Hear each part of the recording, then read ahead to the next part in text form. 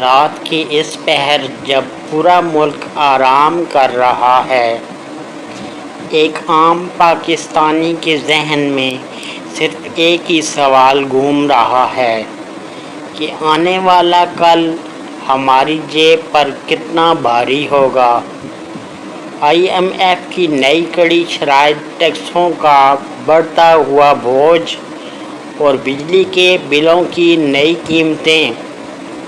عوام پریشان ہیں کہ آخر اس مہنگائی کا اونٹ کس کروٹ بیٹھے گا۔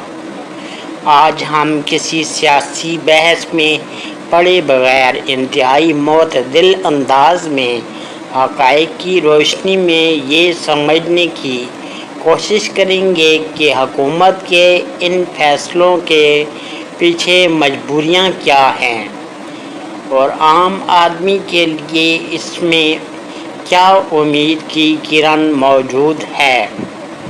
سب سے پہلے ہمیں یہ سمجھنا ہوگا کہ کوئی بھی حکومت ہو وہ شوق سے سخت فیصلے نہیں کرتی۔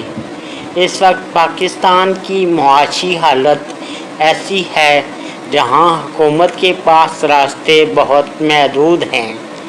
بیرونی قرضوں کی واپسی اور ملکی معیشت کو دیوالیہ پن یعنی ڈیفالٹ ہونے سے بچانے کے لیے آئی ایم ایف کے پروگرام میں رہنا ایک کڑوی گولی ہے۔ حکومت کا یہ موقف ہے کہ اگر اس وقت نان فائلرز پر ٹیکس نہ لگایا گیا یا ریٹیلرز اور تاجروں کو ٹیکس نیٹ میں نہ لایا گیا تو ملکی نظام چلانا ناممکن ہو جائے گا۔ معاشی ماہرین کا بھی یہی کہنا ہے کہ جراحی کے اس عمل سے گزرے بغیر ملکی معیشت کے پیروں پر کھڑا ہونا مشکل ہے۔ لیکن یہاں عوامی نبض کیا کہتی ہے؟ عوام کا درد یہ ہے کہ ٹیکس کا سارا بوجھ ہمیشہ اس طبقے پر کیوں گرتا ہے جو پہلے ہی ایمانداری سے ٹیکس دے رہا ہے، جیسے کہ تنخواہ دار طبقہ۔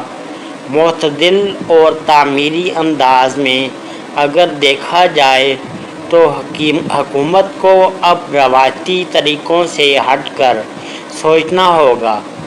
عوام پر براہ راست بوجھ ڈالنے کے بجائے اگر حکومت اپنے سرکاری اخراجات میں نمایاں کمی کرے، شاہراہیں بند کرے اور ان شعبوں پر ہاتھ ڈالے جو اربوں روپے کمانے کے باوجود ٹیکس نہیں دیتے، تو عام آدمی کو بہت بڑا ریلیف مل سکتا ہے۔